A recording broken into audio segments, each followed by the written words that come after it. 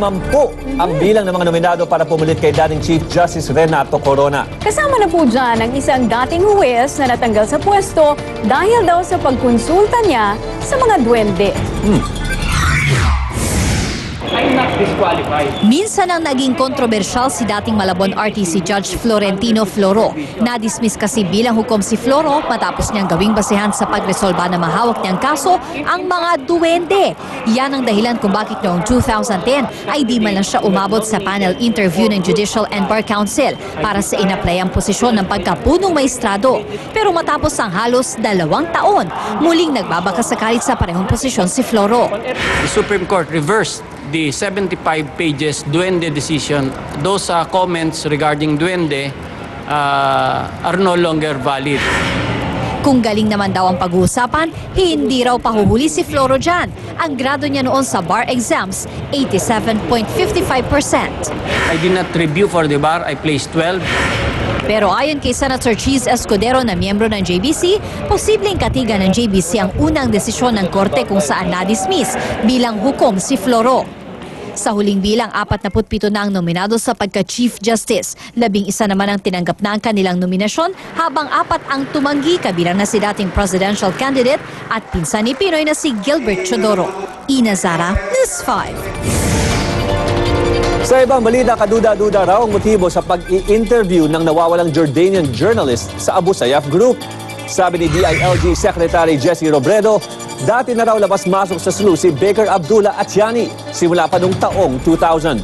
Sa katunayan, nakapag-interview na raw ito noon ng leader ng Abu Sayyaf. Nag-alok naman daw ng seguridad ang lokal na pamahalaan ng SLU pero tinanggihan ito ng kanilang grupo. Maging ang AFP tila kamot ulo rin sa totoong sitwasyon. Wala raw kasi may pakitang pruweba ang mga nagsasabing hawak nila si Attiani.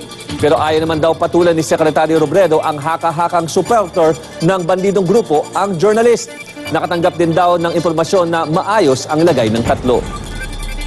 Whether he's connected with them, whether he's associated with them, it's something that is only at this point in time a speculation. Sa showbiz naman, blockbuster po ang pila kanina sa Smart Araneta Coliseum dahil sa dami ng mga nangangarap masama sa artista search ng TV5. Pati nga mga kapatid ng ilang mga sikat na celebrity ay nakipila rin.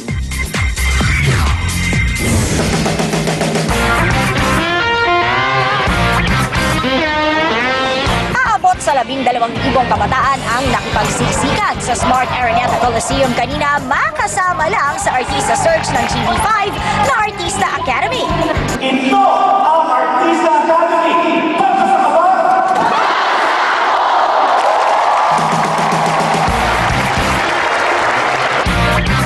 Ang mga nag-audition, kanya-kanyang pasiklaban para ma-impress ang mga spotter.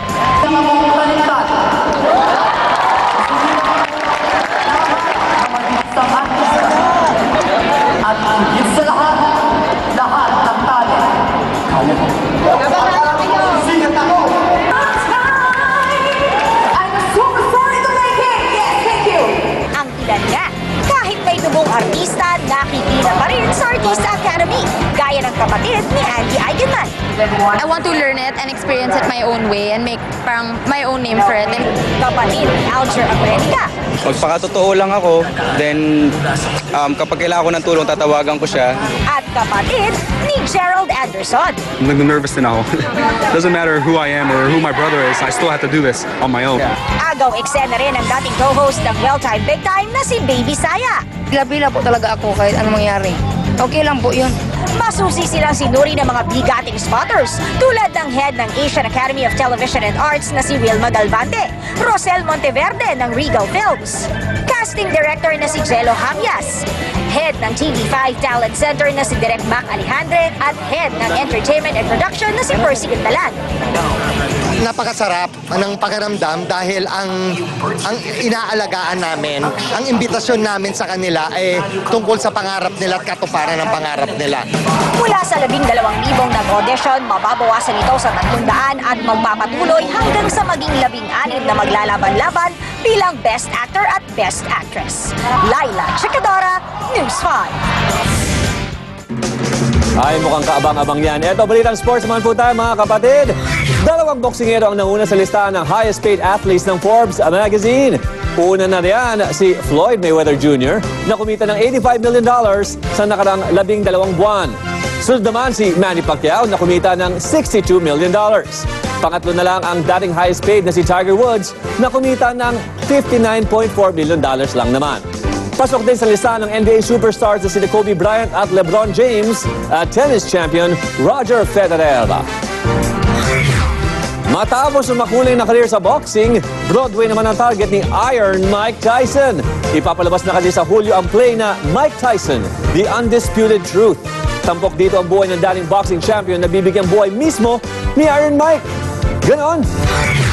Para sa mga naghahanap ng bahay, for sale pa rin ang mansyon ni NBA legend Michael Jordan sa Chicago, USA. You got money to burn? Eto, meron siyang 9 na kwarto, 15 banyo at isang full-size basketball court.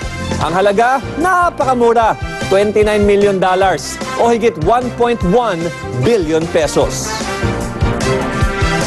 Ito naman po kakaiba na yung mga video ngayong gabi. Isa pong tigre sa mga pinakamalaking pusa sa mundo. Ano po? Pero alam niyo bang pwede silang magsunod-sunuran sa isang aso?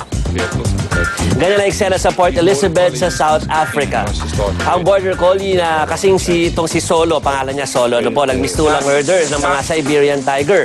Nagulat pa raw ang gamekeeper nang mapansing palakaibigan pala ang aso sa mga nooy tiger cubs pa lamang. Mula noon, nakikisama na si Solo sa pagkain at pakipaglaro sa mga tigre na yan. Nagugulat daw ang mga tigre kapag bigla silang pinapasunod ng aso. Sa huli, bossing rin pala nila itong si Solo. Bukas sa mga iba pang kakaibang videos dito lang sa Wi-Fi.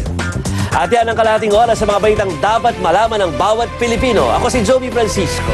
Dahil ang balitang ito tungkol sa iyo at para sa iyo, ako po si Cherry Mercado. Saan man, kailanman kapatid. Ako po si Paolo Medjones at ito ang Pilipinas News. Up next na po ang Giorno. Magandang umaga.